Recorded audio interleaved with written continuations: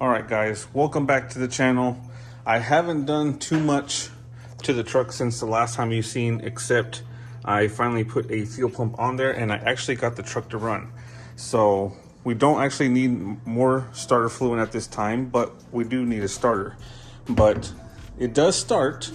However, it does struggle still to start. So it's gonna need the starter next, and that should pretty much do it for the engine, because it pretty much essentially runs on its own now. I did have trouble setting the carburetor. I don't know exactly what I did, to be honest, because I just moved a bunch of the adjustment screws around and finally got a timing light on the crank and was able to set the timing correctly. But yeah, let's go ahead and see if we can get it started and show you guys. Let's go ahead and try this.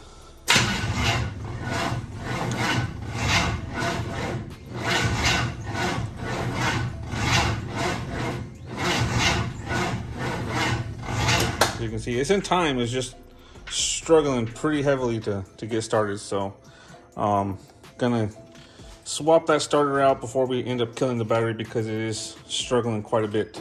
So it's not going to be nothing too exciting. It's going to be hard for me to get a camera up in there for me to film everything. So I'm going to swap that starter in there real quick, and I'll pick this back up whenever we get that in, because it is pretty heavy. This thing's almost an original rebuilt.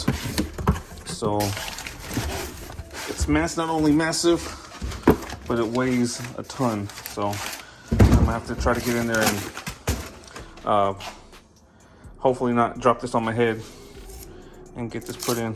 So I'll pick this back up in a few minutes and see if we can get this thing to start. All right, well, that was a fail.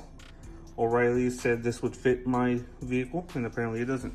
The only difference, looks physically the same almost, but if you notice, see how this one mounts to the block, and then this one's supposed to mount to, like, I guess, assume the bell housing, which I don't have a bell housing on here, so I can't really mount it. I'll have to get another one now.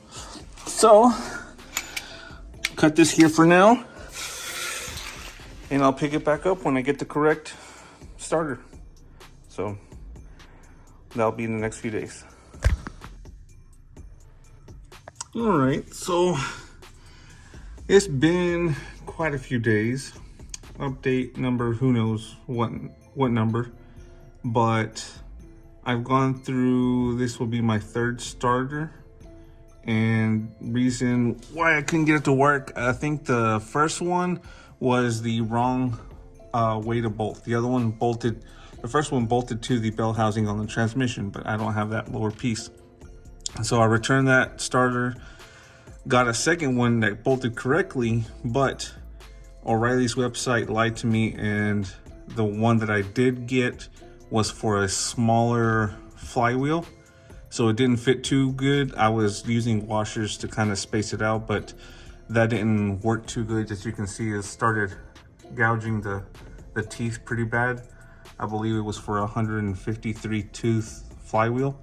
So I said, F it, returned that one, and this time I ordered one through Jegs, and I got it. It's sitting right up there. Sitting right there. It's my new one from Jegs. It's a little bit smaller one, and it looks like it's gonna work, but now my issue is, because this thing has these long tube headers, it has barely enough room. I can't get one of the bolts in. I can get that one in, but I can't get this one in, because I need the starter to turn a little bit more to line it up with that bolt hole, and the body of the starter is hitting this freaking header. And the only other way to get around that would be to take this header out and pretty much take a hammer to this right here and bash it in to clear the starter. So that's going to be my only option at this point. So I'm going to go ahead and get to undoing this header and smashing the shit out of this tube right here, so I can make the starter fit and try to get this thing started again. So that'll be the goal. So I'm gonna spend the next few minutes trying to see if I can get this thing out. Interesting note, I did notice this thing kind of looks like piping for like water, like one of those black metal pipes that you use, and it's just silicone onto the header here. Some interesting ingenuity, to say the least.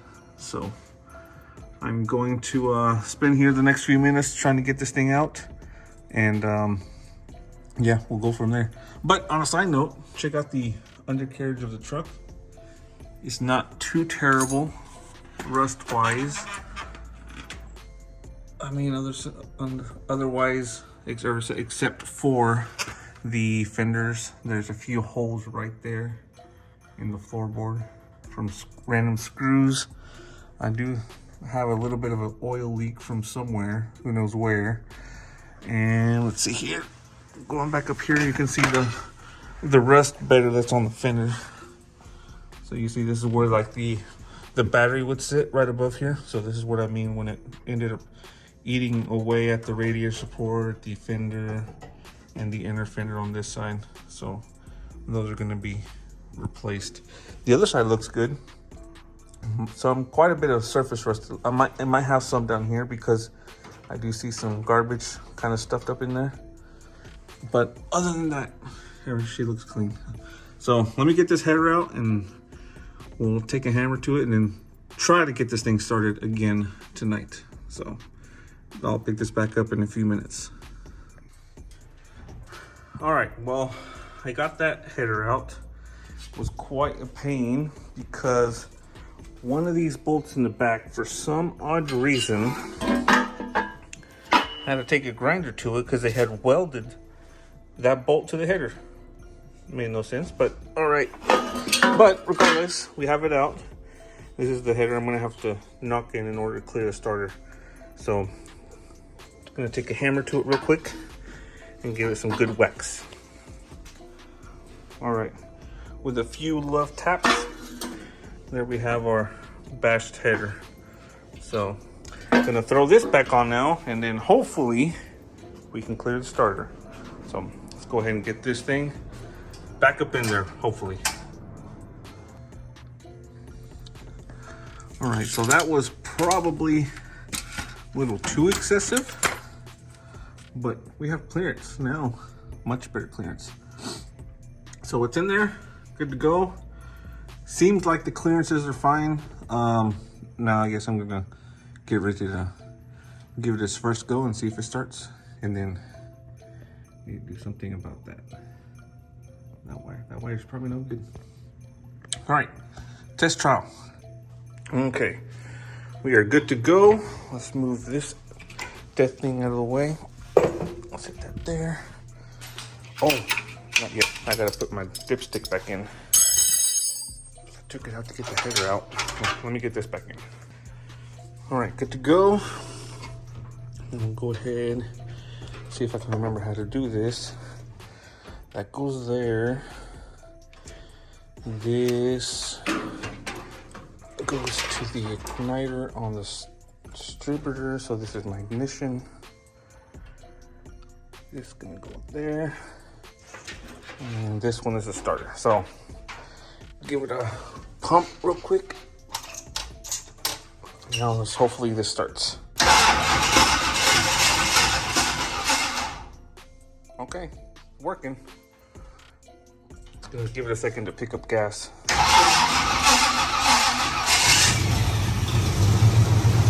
Beautiful.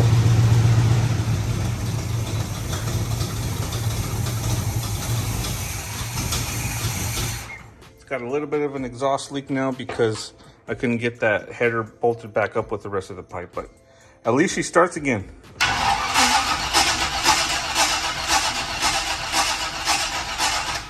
Uh-oh. We got fuel leakage.